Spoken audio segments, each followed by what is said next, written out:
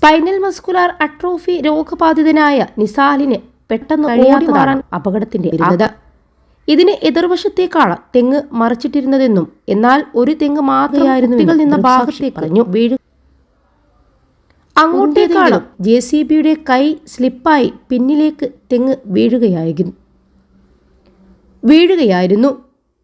JCB ഉപയോഗിച്ച് തെങ്ങ് മറച്ചിടുന്നത് കാണാൻ വേണ്ടിയാണ് കുട്ടികൾ ആദ്യം വന്നു നിന്നപ്പോൾ എല്ലാവരെയും താൻ സ്ഥലത്ത് നിന്ന് മാറ്റിയിരുന്നുവെന്ന് ദൃക്സാക്ഷി പറഞ്ഞു. വസ്ത്രം മാറാൻ വീട്ടിൽ പോയ സമയത്ത് കുട്ടികൾ വീണ്ടും അവിടെ എത്തുകയായിരുന്നു. അപ്പോൾ JCB ഓപ്പറേറ്റർ അല്ലാതെ മറ്റൊരാളും അവിടെ ഉണ്ടായിരുന്നില്ല. തെങ്ങ് വീഴുന്നത് കണ്ട് മറ്റു കുട്ടികൾ ഓടിമാറിയെങ്കിലും നിസാലിന് പെട്ടെന്ന് മാറാനായില്ലെന്നും ദൃക്സാക്ഷി പറഞ്ഞു. നിസാലിന്റെ മരണത്തിന്റെ ഞെട്ടലിലാണ് ഇപ്പോഴും മുട്ടം നിവാസികൾ. 21 ലക്ഷത്തോളം സന്തുഷ്ടരായ ഉപഭോക്താക്കളും 2 ലക്ഷത്തോളം തിമിര ശസ്ത്രക്രിയകളും പൂർത്തിയാക്കിയ മലബാറിലെ ഏക കണ്ണാശുപത്രി Al Salama high hospital, hospital road, Perinthalmanna. ഇന്നലെ രാവിലെ 10 മണിയോടെയാണ് ദാരുണമായ ഈ അപകടവും നടന്നത്.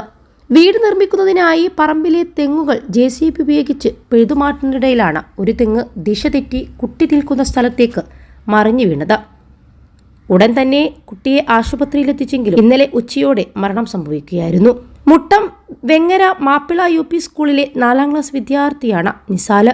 മൻസൂർ സമീറ ദമ്പതികളുടെ മറ്റു 2 കുട്ടികളും SMA രോഗബാധിതരാണെന്നും നിസാൽ ഉൾപ്പെടെയുള്ള ഇവരുടെ ചികിത്സക്കായി ചികിത്സാ കമ്മിറ്റി ഉൾപ്പെടെ രൂപീകരിച്ചിരുന്നുവെന്നും പ്രദേശവാസി പറയുന്നുണ്ട്. നിസാലിന്റെ മരണത്തിൽ ഒരു നാട് മുഴുവൻ കണ്ണീരണിയുകയാണ്.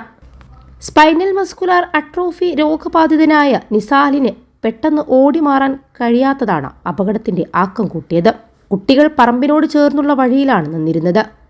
ഇതിന് എതിർവശത്തേക്കാണ് തെങ്ങ് മറിച്ചിട്ടിരുന്നതെന്നും എന്നാൽ ഒരു തെങ്ങ് മാത്രം കുട്ടികൾ നിന്ന ഭാഗത്തേക്ക് വീഴുകയായിരുന്നുവെന്നും ദൃക്സാക്ഷി പറഞ്ഞു.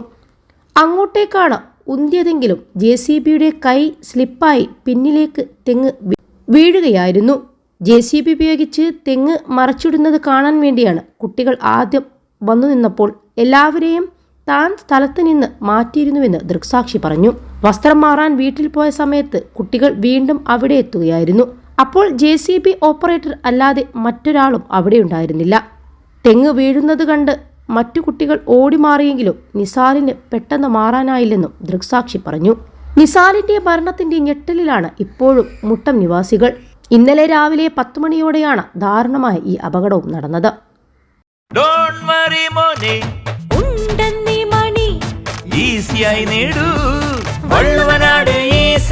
ആവശ്യം ഏതുമാകട്ടെ പണം ഞങ്ങൾ തരും.